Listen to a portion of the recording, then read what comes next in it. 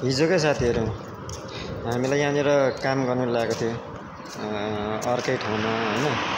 काम गर्नु ल्याएको थियो अनि यहाँको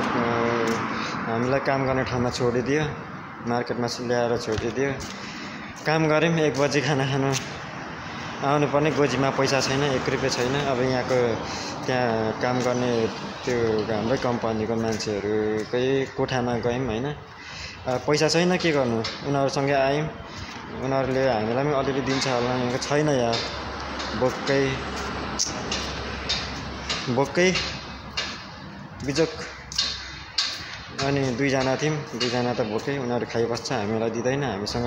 किनेर खाउँ भने पैसा छैन होइन अनि त्यस्तै भयो अनि त्यहाँदेखि त्यतिकै आयौँ आएर काम गऱ्यौँ 4 बजे बेलुका 4 बजेदेखि भएर 1 बजे 11:30 बजीसम्म बेलुका खानासाना छैन वाइफाई छैन सिम त छ नि पैसा छैन कसलाई कल गर्ने फोन गरिदेऊ न भनेर यहाँको मान्छेहरूलाई भन्यो गरिदिँदैन के भन्छ वाइफाई देऊ न साथी हो भन्यो वाइफाई पनि दिँदैन